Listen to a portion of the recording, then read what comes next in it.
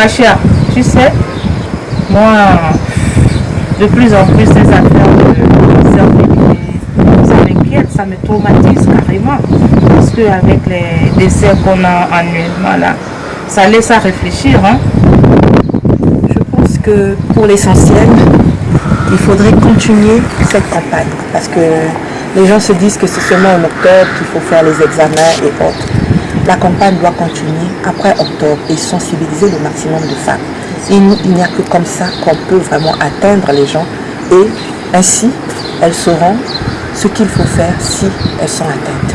Et en plus, je viens d'apprendre qu'il y a plusieurs associations sur place qui prennent en charge les femmes atteintes du cancer du sein et du col de l'utérus. Donc c'est un plus. Savoir, je pense que c'est une avancée. Oui. Et ce que nous pouvons faire maintenant, c'est d'essayer d'exhorter nos soeurs, nos mamans à s'y prendre tôt, à aller faire leurs examens de mammographie et du frottis pour vérifier le col de l'utérus aussi.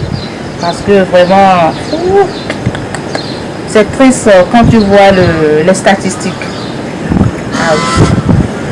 Ce qui serait bien, parce que pour les intellectuels c'est facile, ce qui serait bien c'est que la campagne soit plus renforcée dans les milieux ruraux.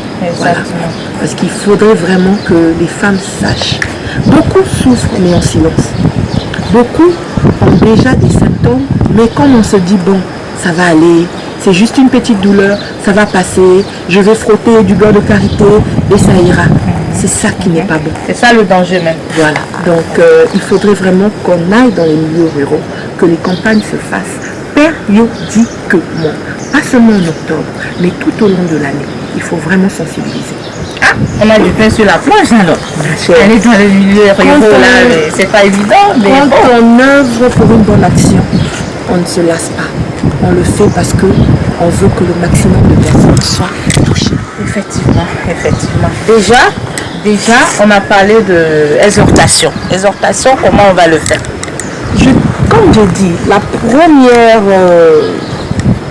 le premier examen, c'est le moins coûteux, en fait, il ne coûte absolument rien, c'est l'autopalpation. L'autopalpation. Ça là, si tu commences dès chez toi à faire de plus que ces petits gestes-là, ça t'interpelle quand tu trouves une anomalie sur toi. Ce n'est pas du tout coûteux et en plus, ça peut devenir un jeu si tu as ton époux qui pourra t'aider de temps à autre parce que lui aussi se souciera de ton état de santé. J'estime que tout mari, tout époux se soucie de l'état de santé de sa femme. Ah oui. Donc lui aussi s'en souciera et il pourra t'aider dans ce sens-là.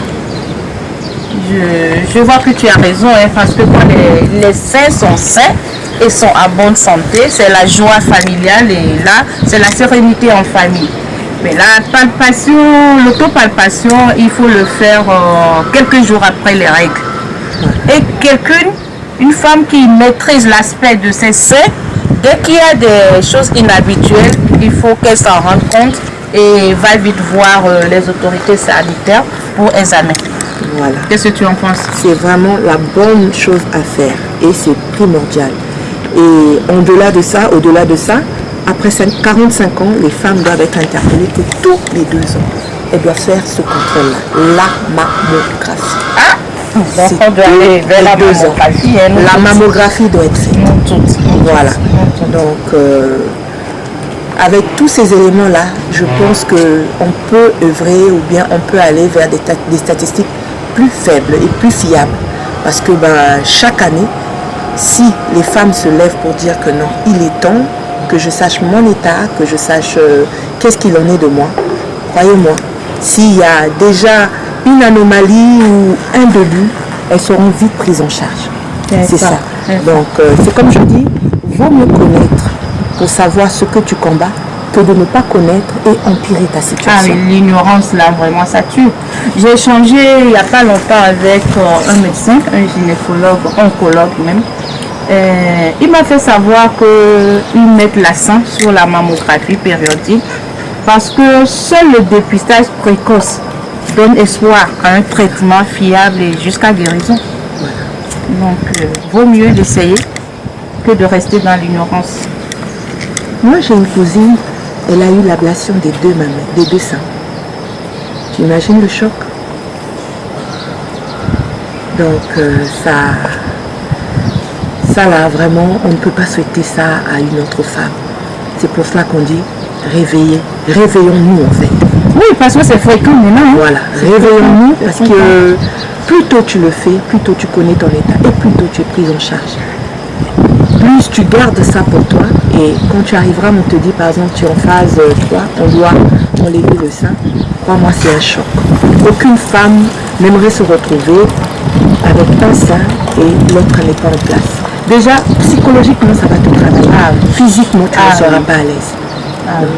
Cette année, tu sais ce que moi j'ai fait? Je suis allée un peu plus vers les hommes parce qu'on a besoin des gens qui puissent nous accompagner, qui puissent nous rappeler de temps en temps. Est-ce que ma chère, ma soeur, mon épouse, est-ce que tu as fait ta mammographie ou bien c'est pas cette année? Parce que c'est tous les 2 ans. Il faut un suivi au fait.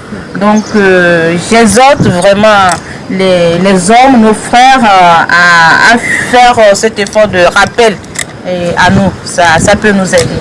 Maggie, tu as parfaitement raison. On dit que l'union fait la force. Si eux, ils nous viennent en aide, je pense qu'on va vraiment avancer dans l'éradication de ces deux fléaux, la cancer du sein, cancer du col de l'utérus. Donc, je pense qu'on devrait faire même des prospectus pour les hommes. Pour les hommes, oui, pour leur rappeler que nous avons besoin de leur soutien. Eux-mêmes, ils ne sont pas épargnés. Oui, ils ne sont pas épargnés. L'année dernière, on en avait parlé, que certains hommes aussi le développent, ce cancer-là. Bon, comme ils se disent que non, il n'y a que les femmes qui ont des lolos, donc voilà, non. C'est ça. Sur le nombre total des malades ou bien de ceux qui souffrent de ce mal, du cancer du sein, il y a quand même 1% qui concerne les hommes, donc c'est pas négligeable. Hein? Si. Et certains hommes qui développent du tissu mammaire. On l'a vu. Puis parfois tu vois un homme, tu vois ses seins, tu dis mais lui là, c'est quoi? Il a développé du tissu mammaire, donc il est potentiellement sujet à développer un cancer du sein. Donc moi je pense qu'on doit en faire un combat commun. Commun, voilà. L'union fait la force, donc ensemble on peut y arriver. D'accord. Donc ça veut dire qu'il n'y a pas que octobre, hein? La lutte continue. La lutte continue. Et comme on a dit, le dépistage précoce peut te sauver la vie. Donc tenez compte de nos conseils, c'est très important. Il faut se lever, il faut savoir son état. Je suis Esther Paga. Comme vous le savez, nous sommes dans le mois de la femme, le mois d'octobre, Octobre Rose. Nous vous invitons massivement à vous faire dépister des cancers féminins. Si tu es une femme, ne reste pas chez toi, viens te faire dépister, c'est très important. Merci et porte-toi bien. Bonsoir à tous, ici Crinel Pombo. Alors, nous sommes dans quel mois? Le mois d'octobre. Et qui dit Octobre Rose, notre mois dédié au dépistage des cancers féminins. Alors, surtout, n'hésite pas à te faire dépister si tu es une femme. Car comme nous le savons, nous pouvons acheter des médicaments, mais pas la santé. Sur ce, prenons soin de nous et à très vite. Mes chères sœurs, allons toutes vers la mammographie, ce seul geste, ce grand geste qui sauve la vie des femmes.